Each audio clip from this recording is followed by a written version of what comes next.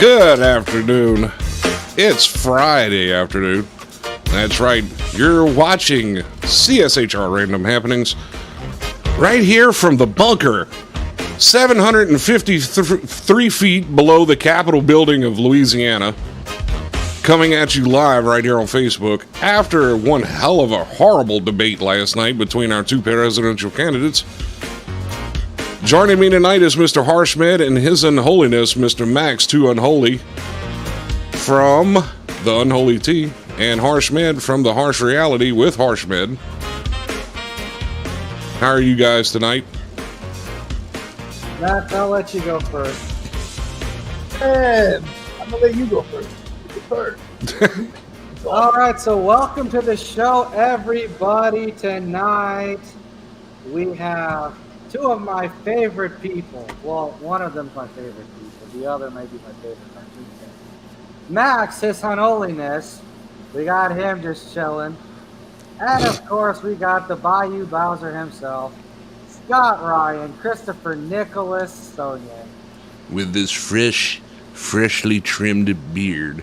And a new camera. Hey, how about No, that? it's not it's the same camera. It just works now. I finally fixed it. So, welcome to the show, everybody. How y'all doing on this beautiful Friday? And let's get down to it, because I know Mr. Sonnier wants to get on, talk about the debate. So, Well, I didn't say I wanted to.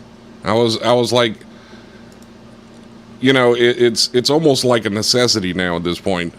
I mean, last night, if you watched the debate, and it was probably the most brutal slaughter I've seen in a long time in a political campaign. I mean, we had Mr. Orange Man who just basically spewed out lies the entire time, and then the dementia patient who didn't even know where he was. It's... Listen, he says they're going to charge Trump with elderly abuse after that. Because that's my job, hobo. Why did you watch the debate to begin with? Because that's what I'm supposed to do. I didn't watch it live. I went back and watched the replay after Scott started saying stuff about it. That was funny. yeah, I can only watch like 5 minutes of it. It was that bad. But I heard It was funny. Biden crying about Trump would politically starting to arrest his political opponents. I'm like, what? Are you really? You're gaslighting people with that when you yourself are doing it? Come on. There was a lot of gaffes from Mr. Biden last night. One of the main ones was him saying, we finally beat Medicare. And then Trump responded with, yes, you did. You beat it into the ground. Donald Trump at one point told Biden, I really wish you were a great president. I wouldn't even be here right now. I'd be sitting in one of my properties enjoying myself. That pretty much summed up how this election is going to be. Biden stumbled through pretty much every question he was asked. He was very hoarse, and he was not all there. He had this... If you looked at some of the pictures of Biden while he was on stage, it looked like nobody was home. It was really bad. Go back to the very beginning when Biden walked out. That man looked like a zombie. He did. He did. Walking out. That was. I mean, and where do you go from here? Where do you go from here? Because how is the DNC going to replace this man and be credible after 2 years of saying that he's sharp as a tack, that he's all there, he's a beast, with his leadership and everything else? How do you recover from that? How do you place a nominated candidate in that spot now and actually have the credibility to move forward? They won't. Listen, there's no replacing him. It's too late in the game. It's too late. It's too late in the dog and pony show to throw a substitution in the game. It really is. I have no doubt after. Okay. So last night after the debate, I was sitting in this office right here where I'm at right now, taking notes. The funniest thing was watching all of the wires light up. And as the wires would light up, the liberal media outlets literally shunned President Biden last night. Well, here's the There thing. is no amount of damage control now at this point that's going to help him. Here's the thing, though. The Democrats, knowing how they are, because, this is all a dog and pony show and none of this matters anyway in the long run. What they're going to do is they're just going to, punt on 2024, have all the crap thrown at Biden, talk about how he's horrible and everything else, and then in 2028, when they're going to have like their good canon nominees or their really good nominees show up, be like, oh well, we're so much better than what we had before, and then make themselves look great. And FYI, the DNC, has a much better fundraising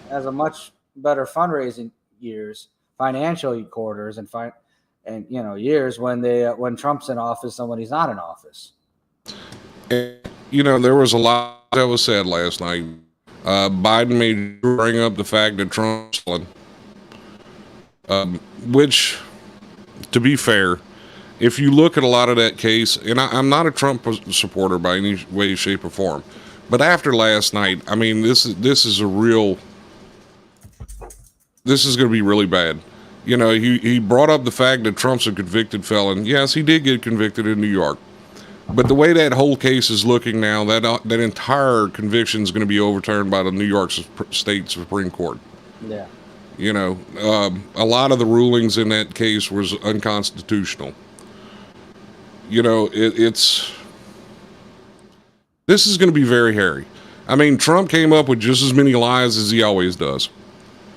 But then Biden not knowing what he was talking about. Biden at one point said that no troops died during his presidency, which we all know is wrong. I mean, we all watched Afghanistan, to pull out from Afghanistan. We all watched as 13 troops died there. We all watched as thousands of Americans got left behind. Some of them are still trying to get home. I mean, it's like he's disconnected from reality. Yeah. I didn't realize how bad it was until last night. I mean, yeah, he just makes gaffes and stuff like that, but sometimes you can be of sound mind and make a gaffe. I mean, it's normal. That's just human tendency. But to be so disconnected from the reality of this country right now is just utterly ridiculous to me. Yeah, I mean, the whole thing's a mess. No, you're right, Hobo. You are right. This isn't the lesser of two evils anymore. Right. Oh, and he also said this whole. Let's go to Hoey first. Biden said, "I don't care if it's been debunked. You said it." LOL. Like what? Agreed. Hoey and High 2024. Yes, I agree with that. No, what Hoey's referring to right here, and I know exactly what he's talking about. What Hoey's referring to, well, actually there was two of them that was debunked, but this is one of them, was when he said that Trump was overseas during the Normandy celebrations and was looking at a cemetery or some sort and said that they're nothing but a bunch of suckers and losers. Okay, he never said that. There was 19 people there with him that all said the exact same thing, that he never said anything of that nature, period. Biden was like it was a 4-star general. And Trump said, yes, I know exactly who you're talking about because I fired him before he said that. He said it to get back at me.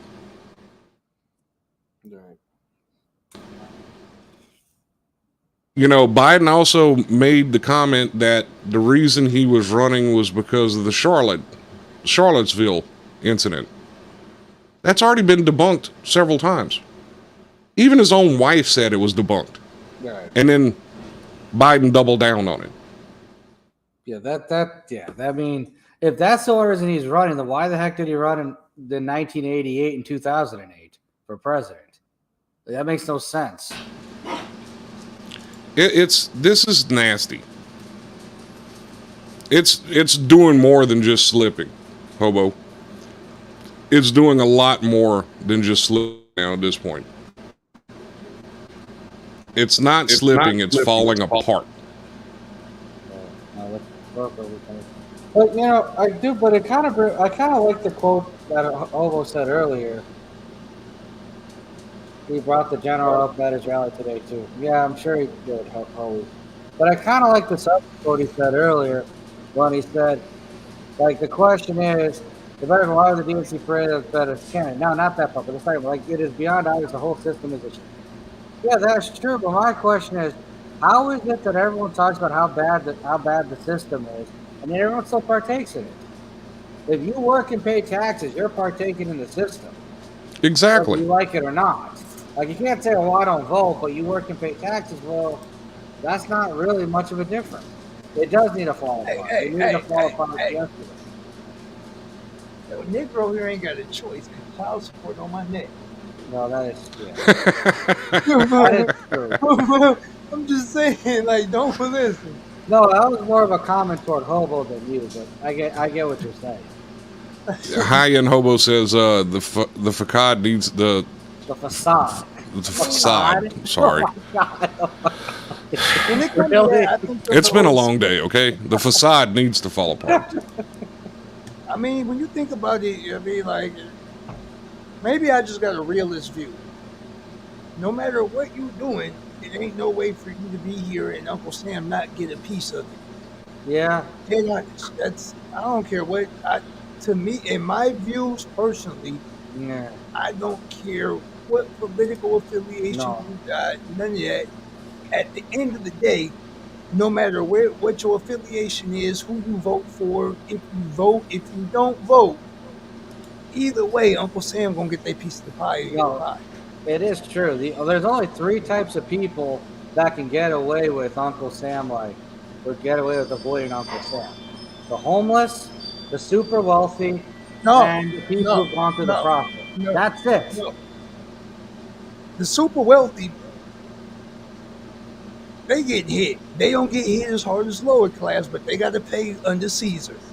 Depends how they structure The it. homeless, no. Like, dead honest, it's crazy that you bring that up. So while I was dealing with Yeah. that traffic stop today, I hear a call come in over the radio.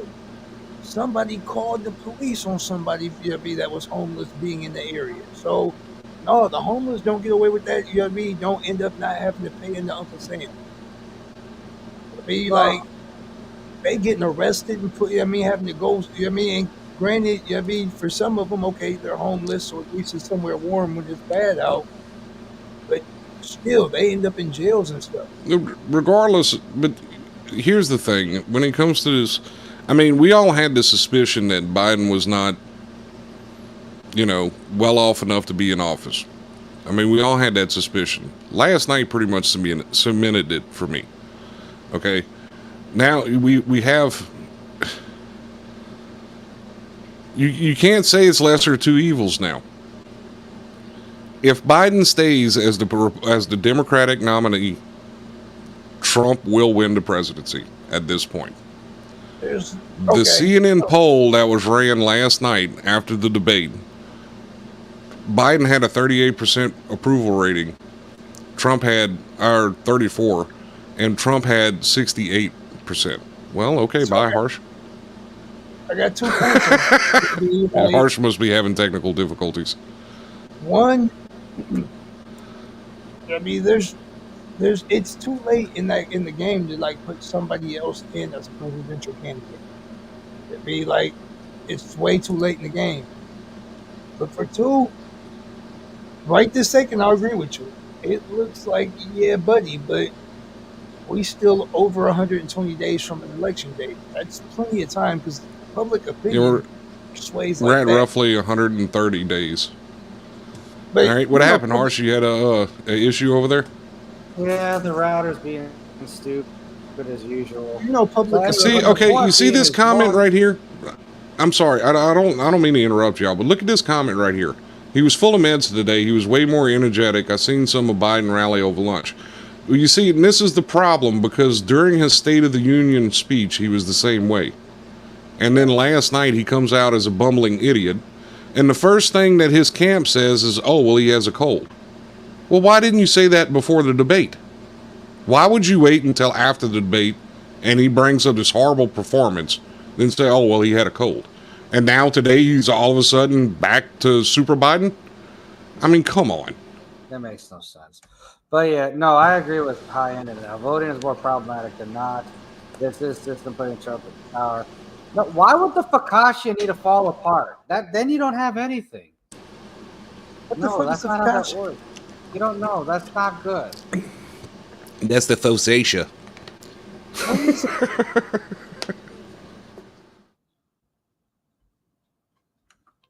Hunter brought him that Ukraine cocaine. That was a statement last night as well, because Trump actually told him, he goes, Zelensky's the best salesman in the world. Every time he comes to the United States, he leaves with $60 billion. No, but yeah. Pure cocaine. Pure cocaine. Yeah. Hey, but Max, my point being is like, I was talking about, don't get me wrong, the homeless do suffer a lot, and then it's sad that they suffer. What I was saying in regards to the sovereignty thing is the homeless that don't get arrested for whatever, they get away because they're not paying taxes or anything, which is good for them.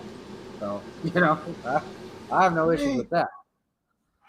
They're not paying taxes and they're like barely surviving too. They don't have money.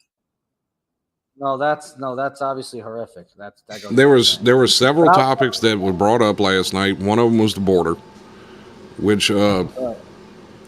Trump absolutely just brutalized the man over the border. He was trying to say that no criminals or terrorists were coming across the border, and Trump's like, what about the 3 women that just died recently at the hands of illegal immigrants?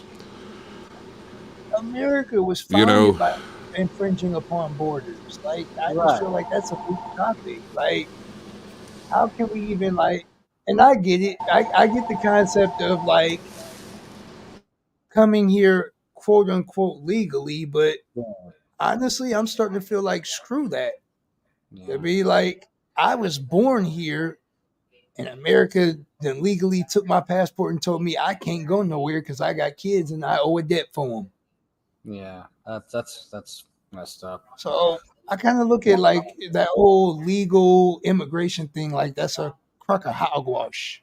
I think the reason people are complaining about it is because of like the sanctuary cities issue. But that being said, you are right. I mean, America was built based on them illegally crossing other nations' borders.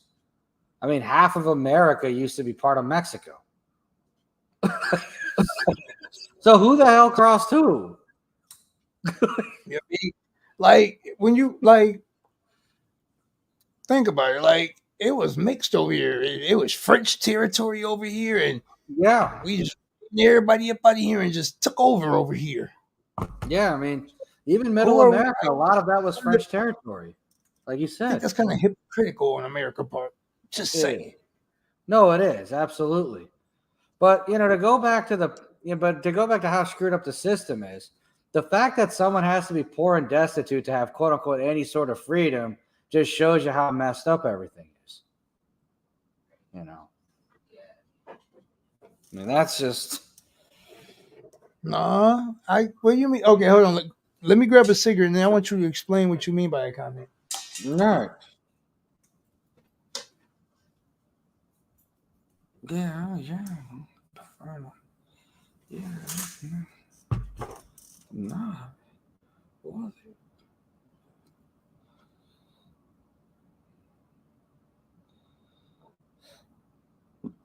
What are you thinking? All right, and while we are on delay, let me just go to solo layout for a second. Hunter brought him that Ukraine. No, that is true. I mean, at the end of the day, Trump's part of the same system. But it does bring me back to what I said earlier about the sovereignty thing and the systems. It's kind of messed up that the ones who have the most freedom, not that it's anything special,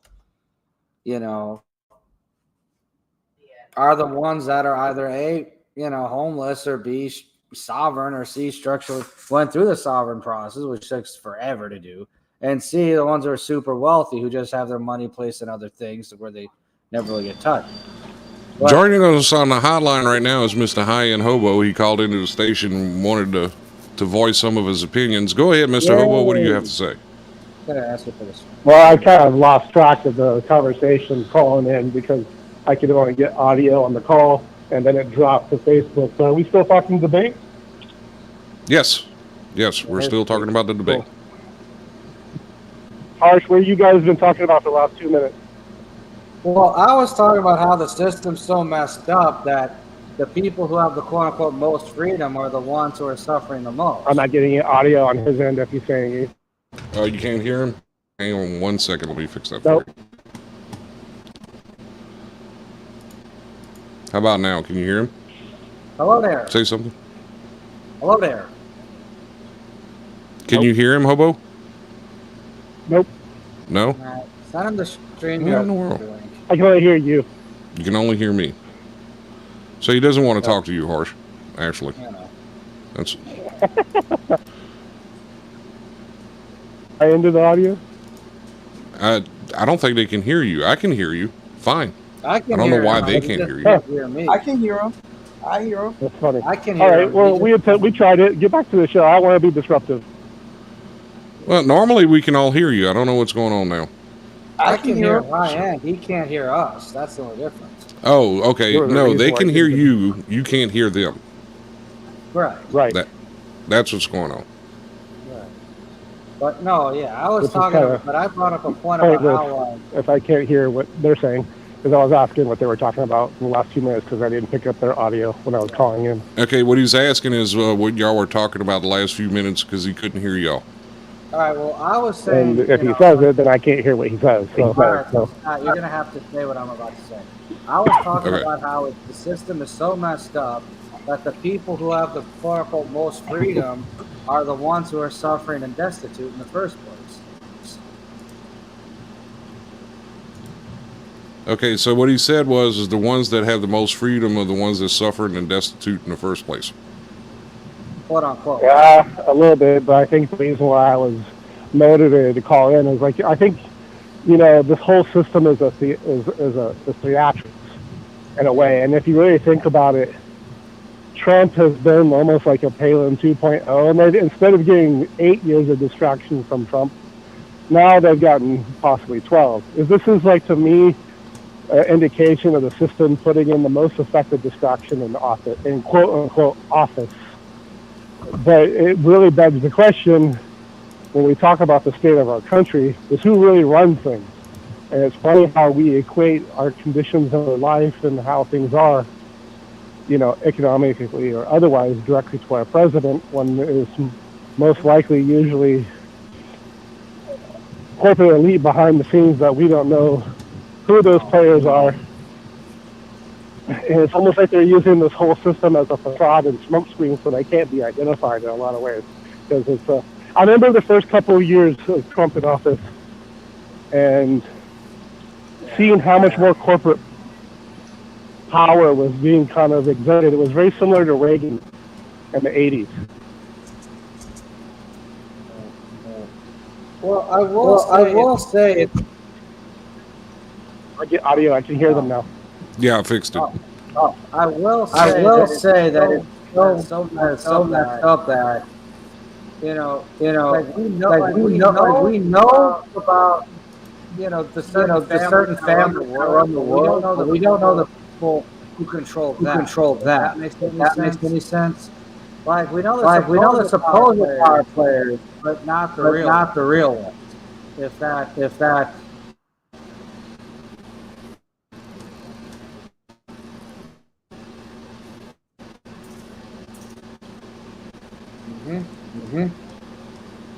Hi, and you still there? There are various organizations that kind of conflates the ownership from a personal level.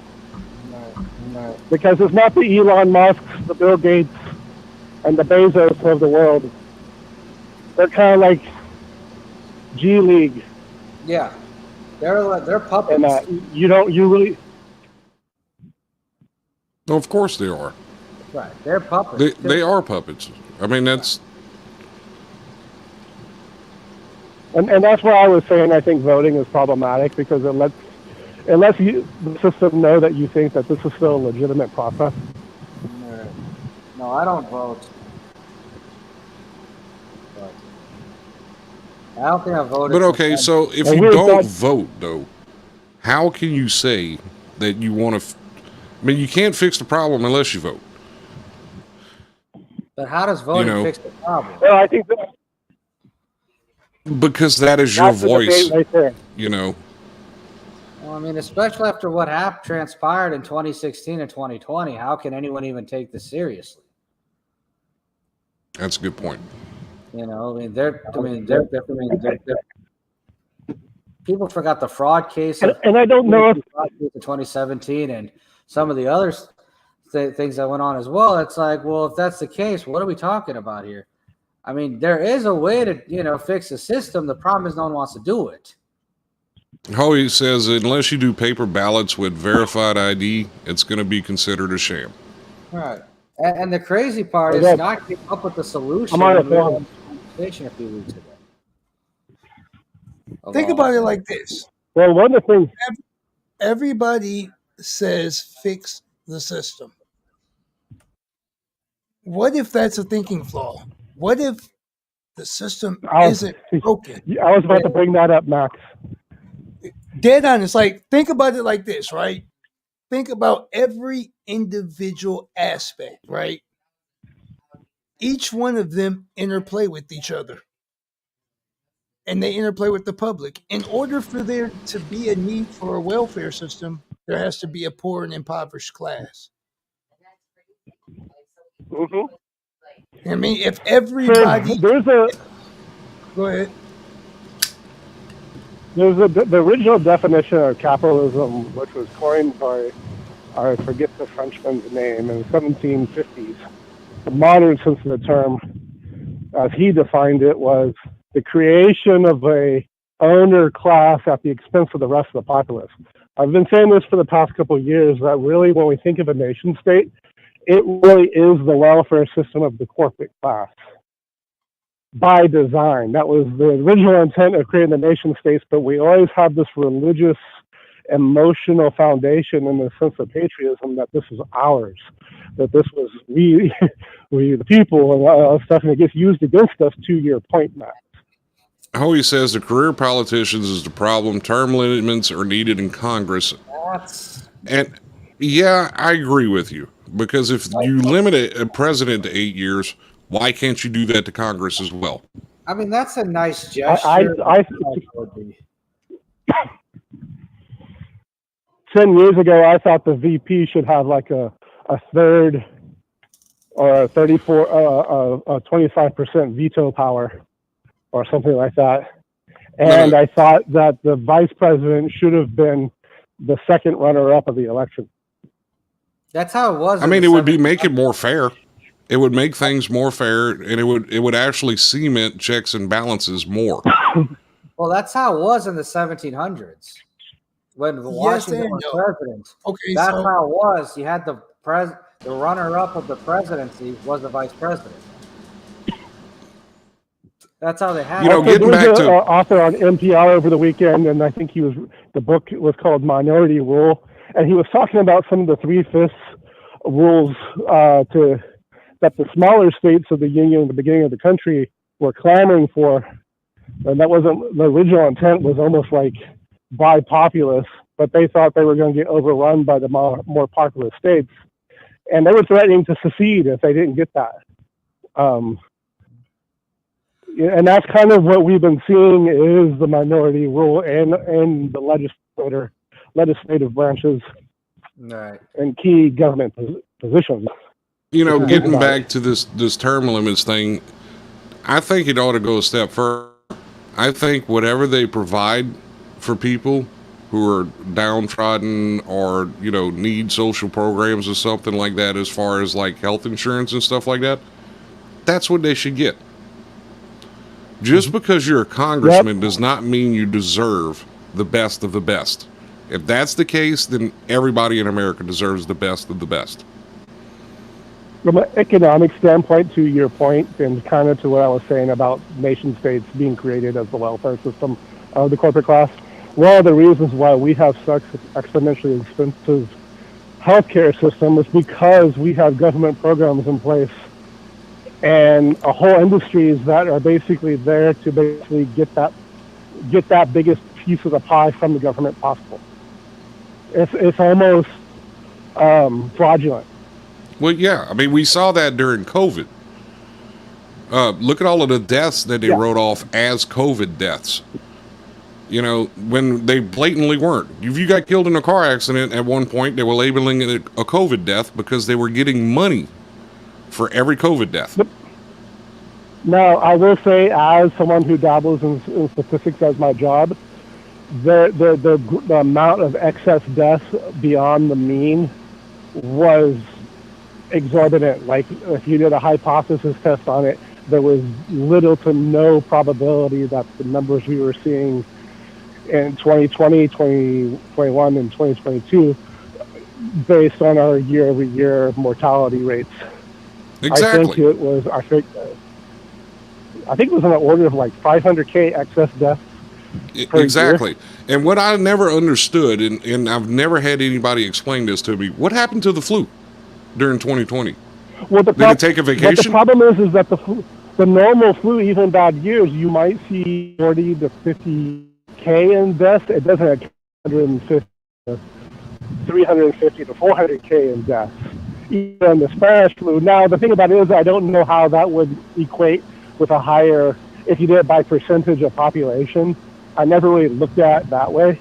But I think Spanish flu in America at that time, like the most was like 80K. Okay. But I mean, that's also, you're talking pen and pencil. I mean, the difference in data systems. You don't know how accurate that is. There was a world war going on. That was one of the things that exasperated the Spanish flu, was the World War. So it's a hard. But even in, like, I think like at the end of Woodstock, I believe there was a flu epidemic, and those numbers still didn't come anywhere close to what we saw with quote unquote CV19er.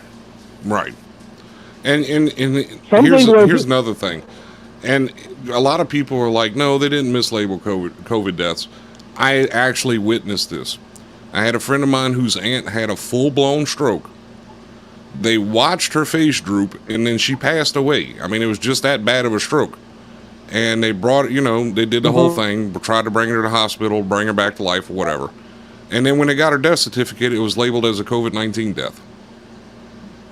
And that was, yeah. And my girlfriend works in the ER and was working in the ER at San Diego's critical care, top critical care unit in San Diego. So she saw that firsthand. Right. And the reason for that is because each one of these hospitals were getting money for every COVID death. They were only getting that for the Medicare participants of the COVID deaths, not every blanket COVID death. Only the ones that were under Medicare care system. And that's ridiculous. They were getting like an excess of, I think, like 20K, I think, per. And then to have Biden during debate talk about the economy doing a downturn during COVID was just absolutely ridiculous. I mean, the CDC put lockdowns in place. This man's hands were tied. Everything got shut down. How do you blame someone for something like that? Well, yeah, and that's a systematic shutdown. That just goes to me, it goes to show that regardless if it's Trump, Obama, Bush, and or Biden, that they don't really have a whole lot of say. They don't. But the thing is how do you blame the president for that? Because the same thing would have happened if he would have been in office. If Biden would have been in office during that time, it would have happened. If Obama would have been in office, it would have happened. It doesn't matter what president was in, And that's my point. I think we're all in agreement on the panel on that. So I think the conversation would have been better served than talking about the vaccines, how they got wished through, how they skirted, restrictions, and kind of We still have no idea what the outcome is from those. And we might not ever, much less the source of where all the shit this fucking started from. Pardon my French. I forget I'm on the radio. Oh, it's fine. It's fine. We have a 20-second delay on that side, so you're good. Oh, okay. I got beeped. I need a tattoo that says I got beeped on there. It's fine. It's fine. Harsh throws a lot of beeps. I'm in good company then. Well, I was keeping track of some of the VARS data early on, and looking for anomalies, and like they were getting to a point where they were kind of restricting access to some of that data to try to kind of, so you could kind of pin down from a statistical standpoint where some of the critical paths and critical issues were to find correlations. They were kind of doing that also with the mortality data. From the CSHR radio YouTube page, the only way to shut down the system is to stop contributing to it. In other words, people stop working and people stop paying taxes. The problem is most people aren't willing to have a general strike. Okay, but here's the thing. Let alone do that. Let alone to go Here's full the thing. throttle. And no, you're right. Because if everybody was to stop going to work for just 1 week, just one, it really doesn't even, it's actually a few days. It doesn't even have to be a full week. It would actually send a huge statement. But the problem is that so many Americans, because of the rate of inflation and everything else that's going on in this country now, are so strapped for money and can't afford life that they literally can't afford to miss those days in order to make something happen. It's either do that and starve. If we went to a system where our capital was based on food, water, having a roof over our head, things to sustain our well-being. Yeah, barter system. Instead of it being about currency, then we wouldn't have as much control. I remember, and I didn't realize this, there used to be a show on Netflix talking about, it was in the Midwest and agricultural communities, and there was the advent of the property tax. And the property tax was almost designed to force those communities to get a bank account in essence, because they needed to have U.S. dollars to pay their property taxes, and many of them got their farms taken away. But if they didn't have to pay property tax, they almost had no use for currency whatsoever. Yeah. They would barter amongst their neighbors. It was more of a farmer's market type of economy. Barter system. Yeah, that would actually. It was a barter system, yeah, and they were self-sufficient, and they kind of did the same thing to Native Americans, like with what they did to the buffalo. They took away their capital. Howie says paycheck to paycheck. Paycheck to paycheck isn't the American dream I was sold growing up. Well, no, absolutely it wasn't. Yeah, absolutely it wasn't. Right. People don't realize since 2020, the price of groceries has increased fourfold. And people saying that the president has nothing to do with it, yes, he has a lot to do with it, because he can put safeguards in place to prevent things like that from happening.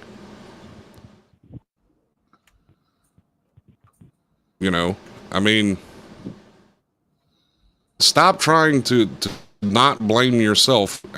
It was literally horrible watching him not acknowledge anything that's going on in the current administration. Well, in theory, he might be able to do action, but then is he actually being allowed to? Systematically. So I don't know. I don't think anyone knows, but the way things have been, when we see the end results, it's almost like going back to that question about whether or not voting is problematic or not. I'm not going to, if you believe one way or another, what's funny is that no one ever asked themselves if they're actually working against their own sovereign interests while taking the act of voting. It's not to say that they are, but they never have asked themselves and questioned and entertained that possibility. CSHR Radio on YouTube says the barter system isn't a bad idea. That's as long as greed isn't ruling everything. But okay, well, here's the problem. You're always going to have that. There's always going to be somebody that's fighting for power. There's always going to be somebody that has way more greed than the next person. And you always have someone that's going to sit there and do everything they can to exploit any system that is put in place in order to get ahead over other people. No, that's correct. But the problem is we don't have greed. We have greed on steroids and every single PED that exists. If we just had even regular levels of greed, we wouldn't even be here. Is what I'm saying. So I have a question for the panel. Yes. Okay, go ahead, Hobo. Sorry about that. What do you think Max's and Harsh's outfit would look like in a Mad Max scenario? Oh, I don't know. I don't know if I want to answer that question. I don't know if it'd be a good output. I have stuff to do some training. Would it involve leather chaps? I hope not. No. That's all I can say. Well, I didn't say assless. Leather chaps. That's all I can say is I hope not. Leather chaps that are not assless? I hope there are. We'd have to invent some before the apocalypse. Wait. Okay, so basically what Hobo is saying right now for Christmas, he's buying Harshmed a pair of assless chaps. No. That's why. Did I hear that correctly? No. Oh. And a chainmail halter top. Yeah, the bottom line is I don't know how people can even wear leather in that weather. That's insane. Anyway. Look, Hoey, don't point out the obvious. Thank you very much. Hoey says all chaps are assless or they would be pants. He's such a stereotype. My God. Look at why Hoey's such He made a comment. That's not stereotypical. That's not a stereotype. Harsh, I'm buying you a dictionary. I know, but he's always like stating the obvious and then thinking it's clever. It's like, dude, come on. That's such a suburbanite thing to do. That's such a suburbanite. If that's the case, Hobo's a suburbanite. No, we're not gonna tell we're not gonna tell people where he lives. But anyway, I'm definitely not a suburbanite. No, I mean walk it. No, anyway. That's like middle of nowhere, Louisiana. Yeah. All right. Hobo, what town of? Okay, I got a question for High End. What town of Louisiana were you from? I personally was not from Louisiana, but my mom is from Anacoca in Parish, which is outside of Leesville. That's north of. That's like northern Louisiana, isn't it? Yeah, it's southeast or southwest of Alexandria by about an hour, I think. Okay, so she's from Acadiana. And so my grandfather helped build Fort Polk, and they've been there since before the Toledo Bend Dam that's on the Sabine River. Awesome. And they're just a few miles away from the dam. I'm just glad you didn't say... My dad is from New Orleans, and he spent also, I think, like middle school and possibly high school in Baton Rouge. Okay, so I'm glad you said that because now you're not too far north where I would have called you a Yankee, and you're not too far east where I would have called you a redneck. So now I grew up when I wasn't overseas. I was in Houston, but I know that whole stretch between Houston, East Texas, the Lufkin, Jasper, and into Toledo Bend Dam. Well, that's all Cajuns anyway. I mean, look at Beaumont, Texas. Well, yeah, and my dad went to Lamar. My grandfather helped. He worked at the Port of Port Arthur and Port of Beaumont. And I also had a couple uncles that were barge captains in Louisiana and Texas. So, Hobo, what were your thoughts on this debate last night? I know you watched it. So, how are you feeling about this right now? I did not watch it. I'm getting most of it, the energy from you guys who did. I kind of saw this coming, and it's almost like The other team is not going to show up for the football game, as it were. It's too late in the day. It's almost like a kind of a coup of some sort, if you really think about it. Yeah. It might not be a military coup, but it might be a systematic one. I think it's going to be a political coup. It's really because there was a situation in the spin room shortly after the debate last night.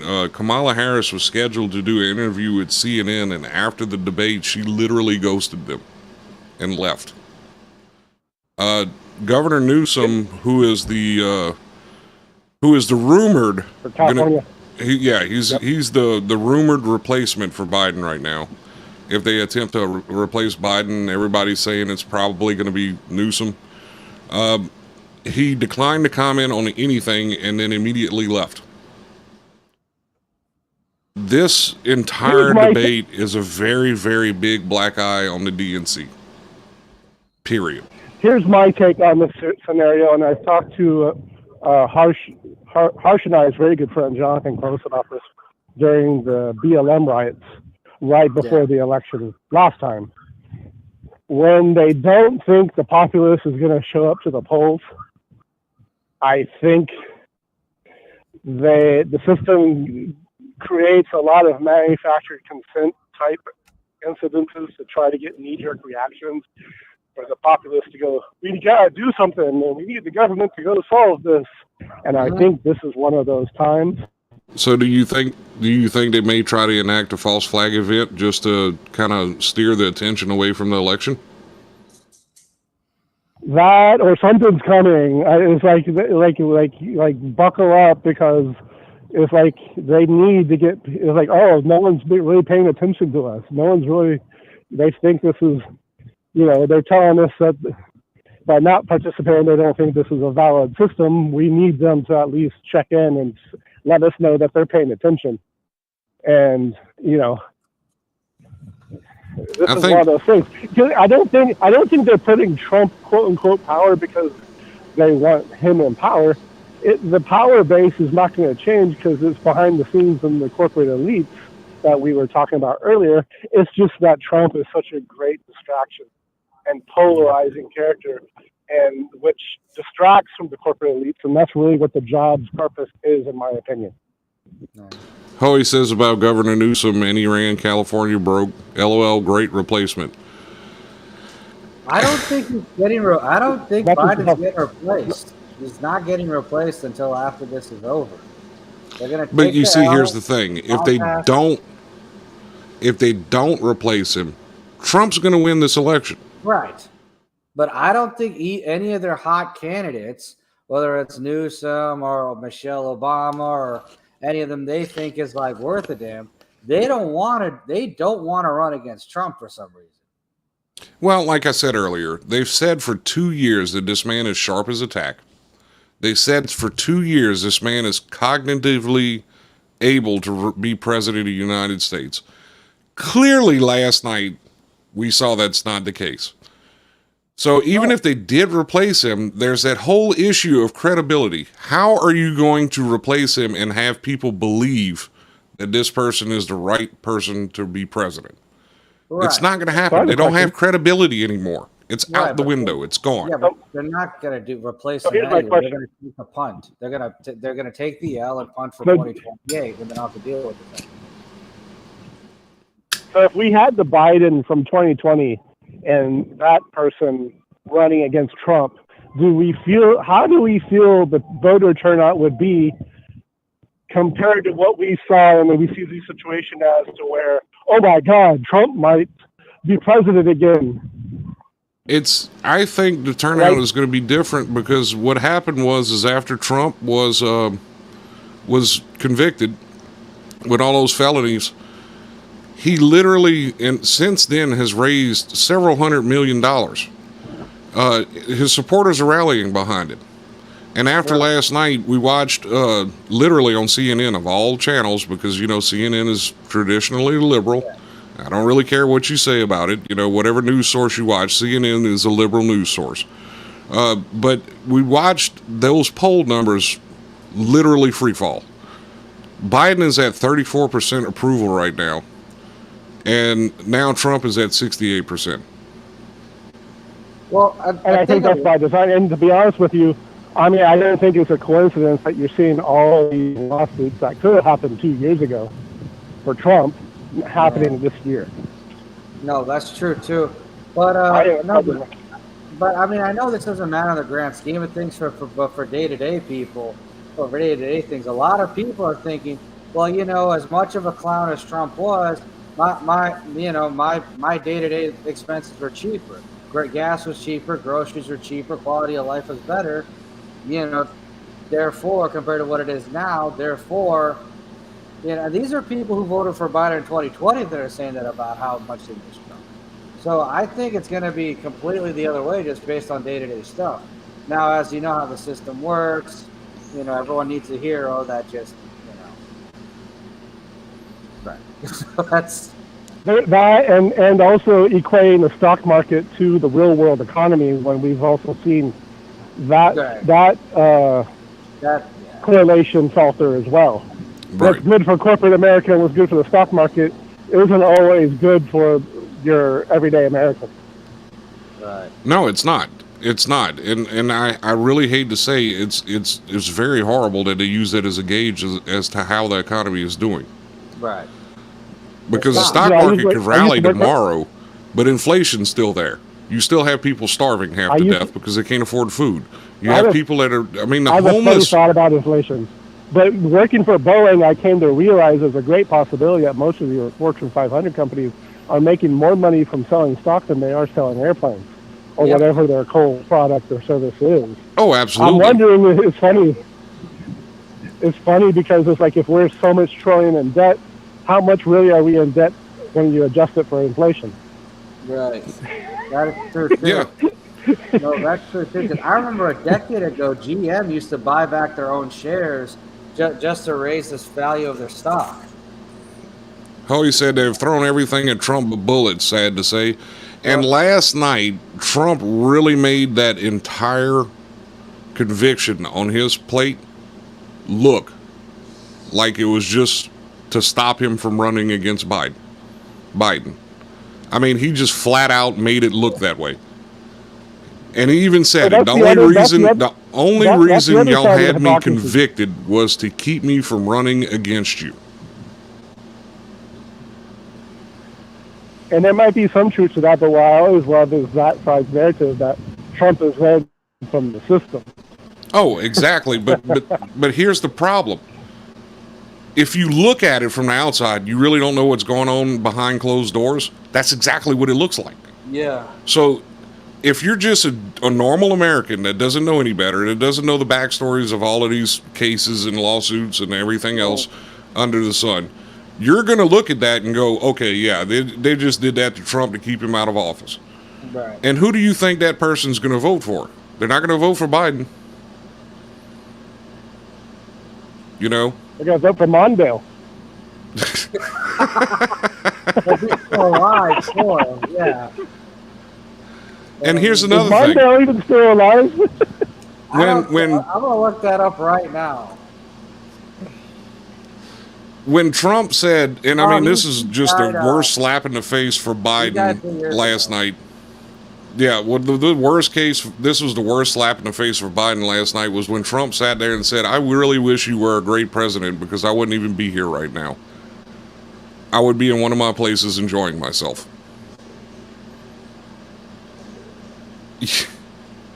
You know, I mean, oh, Lord. Walter Mondale. That's for high end. He died 3 years ago. Well, then he'd probably be a better president. Especially than over the one we have now. He might be more on the point. He might be able to answer these questions better. Oh right. God, yeah. I bet you he can give a better speech than Joe Biden, dead. So Super Biden made an appearance at his rally today. The same Biden that threw out his State of the Union address, which is now making people question whether they're giving Biden drugs to make him more coherent. I'm telling you, the way we do this is we make Weekend at Bernie's 3 with Biden as Bernie. Yes. That would be And hilarious. That's perfect. that's the campaign, and that's how we live. I bet you we could get a lot of pull. We had a lot of fun doing it, but it's either that or we're doing LaRouche 2024.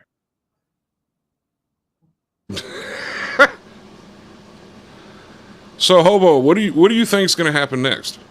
Do you think they're going to try to replace him, or do you think they're going to leave him in there and just watch Trump win by a landslide? I think they're going to leave him in there and watch Trump win by a landslide.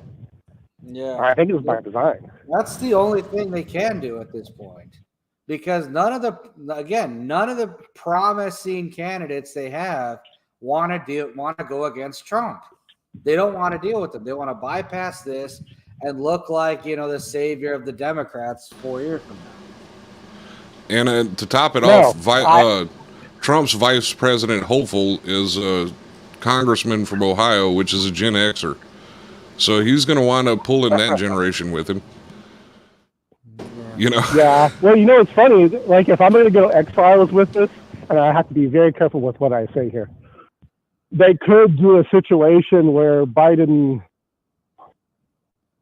isn't with us anymore. Yeah. And then there's an emotional reaction to change. That would be the I almost have to agree with you on that. I can almost see that happening. Because that would be the knee-jerk reaction. That's the crazy possibility. Yeah, that would set up Kamala Harris to be the front runner for the Democratic nomination, and it would literally change the scope of the election. But here's the thing: Kamala Harris has tons of baggage with her. Well, she also got zero. The last time she ran for president in the primary, she got 0 votes. So but here's the thing: she does have, as vice president, if something like that happens to Biden and the DNC decides to nominate someone different, she does have legal standing to challenge that nomination at that point. Why? Because she's the vice president. She would be the next in line to run for president if something was to happen to Biden. Right. So I think she's like the equivalent of Dan Quayle when it comes to like her political influence. She and is. Power. I think she has less political power now than before she became vice president. I would agree with you, especially after those videos of her being the second woman on Montel Williams' arm on the red carpet a few years before she became vice president. No, but she had that before, because like I said, in the 2020 DNC primary when she ran for office, she won 0 delegates. She didn't get any votes.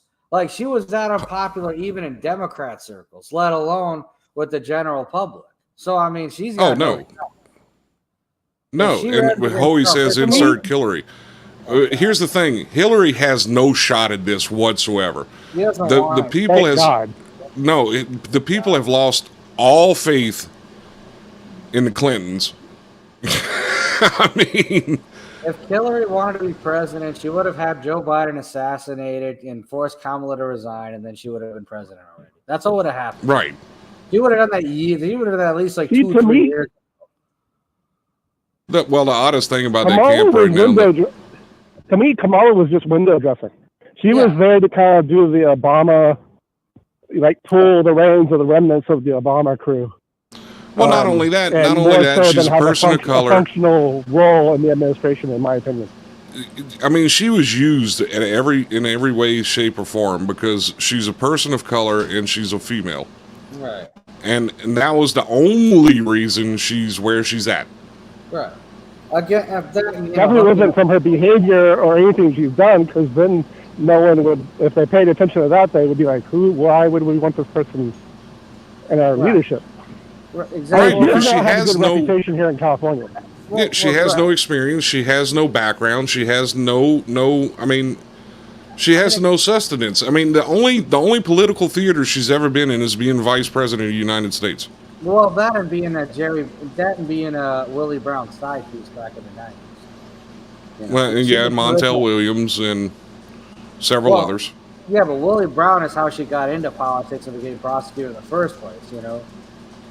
She knew the one. She knew the right one to hawk Tua, and that's why she became a prosecutor. In Exactly. California. She's one of the few that literally sucked her way to the top. Yeah. And like I said, hop to a girl for president. I saw someone make that recommendation. I think that would be amazing. Actually, she'd probably be a better president than anybody we have on the books because she's got a sense of humor. Yeah. Well, I mean, right now you have the older Hawk Tua lady as VP, so you know, it's the original Hawk Tua lady VP. The original Hawk Tua. The third one, yeah.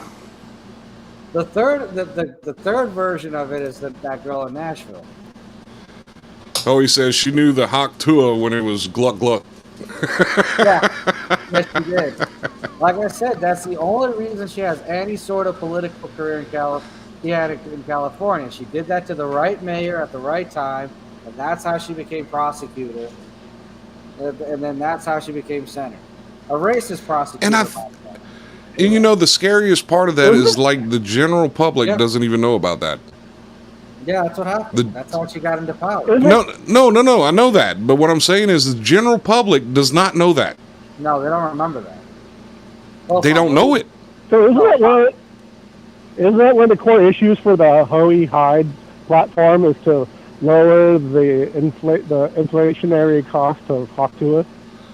So that's one of them, yeah. That is the plan.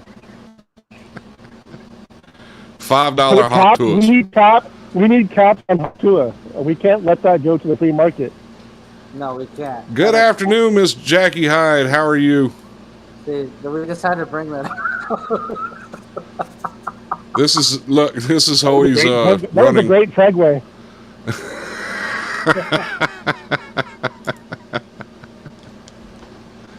Jackie, if you want to join in, you're more than welcome to it. We're probably cutting here soon. We're actually 2 minutes off mark, but it's okay. We're doing good right now. Run for a little while longer. And the only reason being is because I forgot to restart the programming. No, that's all good. But, no, that's what it is. But yeah, I mean, I saw Jackie. What'd you call it? I saw Jackie learning how to drive yesterday. That was rather cool. Yes, Jackie, congratulations on that. We hope you get your CDL soon because you're going to have a lot more fun at work whenever you get to drive that big old thing. Yeah. Jonathan Close says, "What up, CSHR?" Jonathan, say hello to one of your good buddies, Mr. High-End Hobo, joining us on the phone right now. And here's Miss Hyde. Johann Klaus. Exactly. No, but that's what it was. That's what it was, though. You know, I will say, High and I talk a lot about all sorts of topics. Why is Harsh so quiet? Well, He's not. You can't hear him? Oh, his mic is quiet compared to yours and normal. Yours is really loud today. Yeah, that's because I already said what I had to say. You know, no one high end. He's probably more worried about whether or not Fred VanVleet gets traded than he is what happens in 2024. Okay, so this is what happened. I was sitting here. Him being traded, to be honest with you. I was sitting here just you know, y'all were doing y'all thing. You and Max were talking, and the phone rings. I answered the phone, and the first thing he tells me is I'd like to order a pizza with frog legs. And I was like, Hobo? And he's like, yeah, it's me. I was like, all right, well, hold on. Let me patch you in. We'll put you on the show. Yeah. And then I couldn't get him to patch in, so I had to call him back. Right. No, but yeah. I mean, at this point, you're probably more worried about Fred VanVleet getting traded than you are about like the 2024 election, knowing you. Honestly, I can't hear her with the crap. I think he should be traded because I think the Rockets right now are overestimating, I think, their potential in the next 2 years. I'll tell you what. I think they have some core issues. I'll tell you what. We'll trade you Zach LaVine for Fred VanVleet. How does that sound? Is he going to come with a wheelchair? Yes. Wait, hold on now. Don't start chastising disabled people, okay? No. That's going to be that's offensive to me. He makes $40 million a year. He gets to be chastised. Oh, okay. Yeah. That's an expensive wheelchair. He's supposed to be like the best shooting guard since Jordan in the Bulls, and he's since Butler, and he's a gift. So yeah, he comes with a wheelchair. So how does that sound? Only catch is Jackie, you froze on us. 3 more years. How does that work? Yay, my power is It back. doesn't Well, work. Hoey, I didn't know you were suffering from a blackout. Welcome back. Well, I know. That's why we're trying to pawn them off on you. Hoey, is the problem right now that too many people had too many EVs plugged into the grid at one time? Is that why your electricity went out? Yes. Knowing Hoey, that's probably the case. So, Hobo, where are you at now? You're in Texas, right? No. He's not in Texas. Well. No, I'm in Long Beach, California. Right. No, but he has spent a lot of time in Texas. All right. So you're saying no to Zach Levine then? Yes, I'm saying no to Zach Levine. I mean, we'd be racing Zach. He's only But right now we have like too many guards. No, that is true. That is true. So do Can we. we- That's why I brought up the trade. We have too many cards too. Zach Levine is literally cock. Can we get Jonathan Close to get him to be the backup center to Alprin Shingun? Jonathan. So what is he going to do? Just like stand there and hope nobody hits him? Is that how that's going to work? Oh, no, Jonathan has magic. He's the Duke of Yuma, and he has royal authority, and he's like, nah, this is my zone. This is my kingdom, and I'm going to defend it with my life. Yeah, he has street cred. He does. He has street cred. He has all sorts of stuff. But yeah, so wait. So you said who's the backup center? Jonathan Close. Okay, yeah. Jonathan Close is going to be the backup center for the Rockets. Absolutely, yeah. He'd be better than Mutombo was. So as a backup center for the Rockets. I'll play in the midget league. Where Jonathan, if you go to CSHR-radio.com, look at the cover page. Yeah. That's courtesy of High End Hobo. Yeah. I miss doing shows with Jonathan. Those shows used to be so cool. Like him and I would just take turns reading novels and telling people, "Hey, this could be real life if you." Yeah, y'all did Lord of the Flies. Well, I think we did. Did y'all just finish that, or did y'all kind of get stuck 2/3 of the way through? We finished Lord of the Flies. It was just when that one weirdo from Buffalo was on with us at the final part of the book. Whenever they sat there and was reading books, that's when I didn't pay attention to those shows.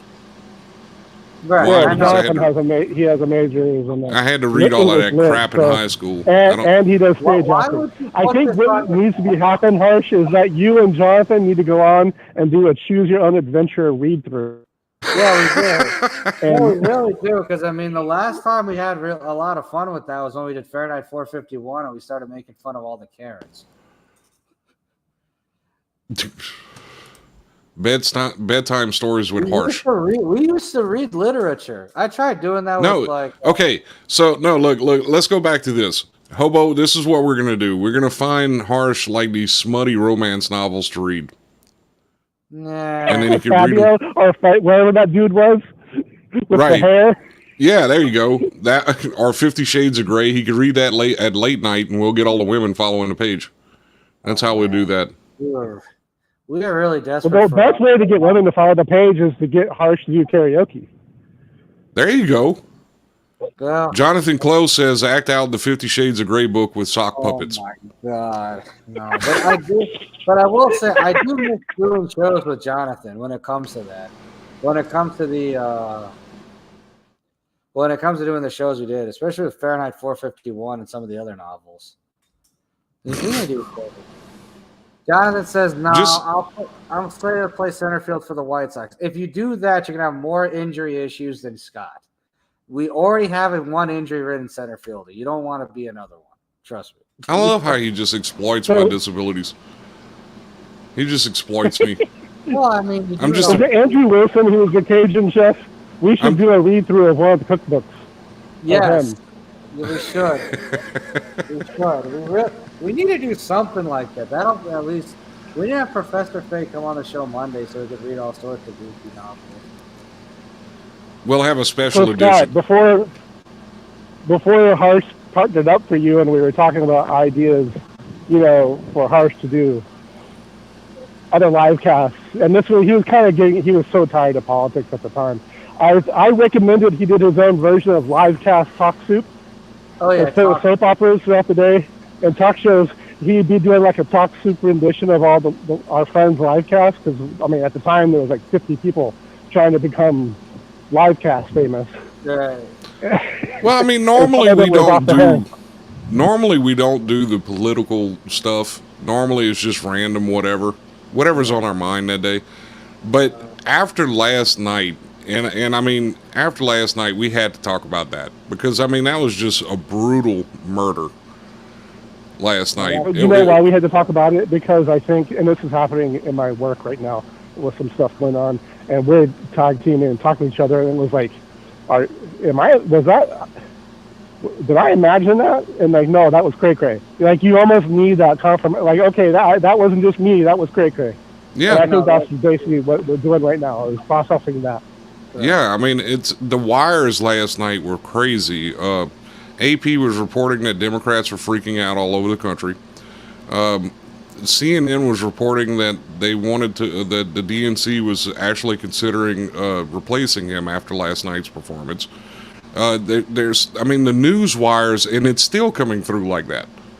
Right. New York Post posted several articles last night about how bad the debate was. RPT was throwing out a ton of headlines.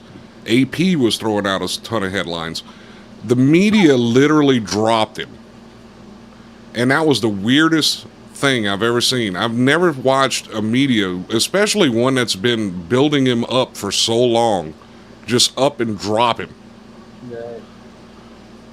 I have a thought on that topic, because you just bring up a point. You know how, like, when the convictions came for Trump a few weeks ago, and there's some of his supporters that just doubled down. And you know that, and he's even said it back in 2015, he could unalive somebody in the street and he would get more support.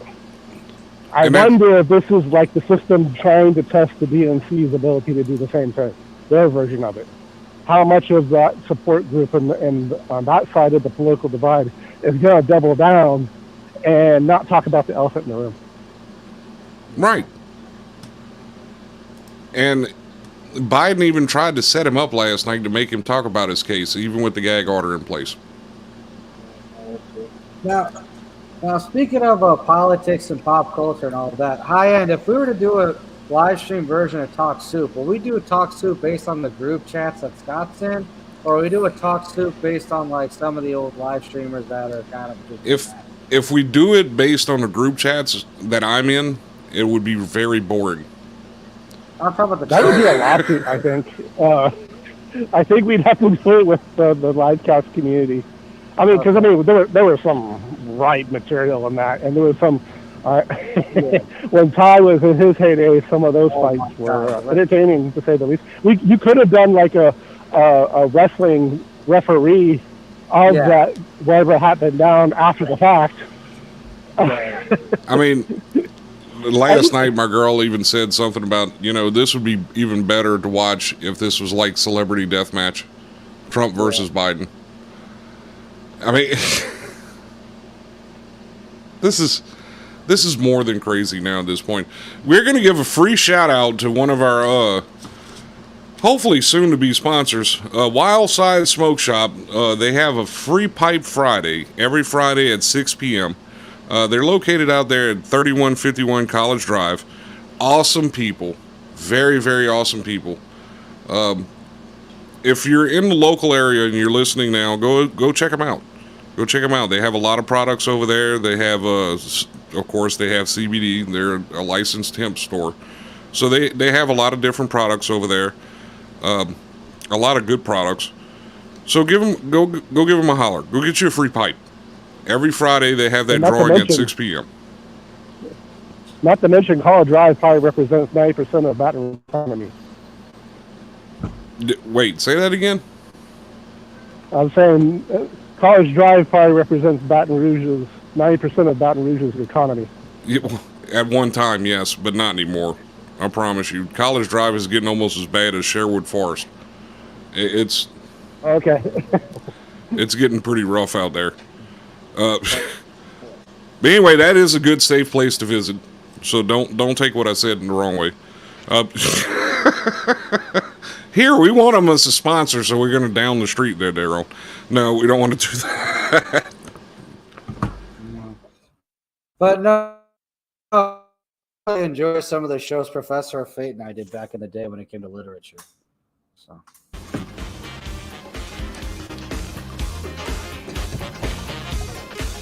All right.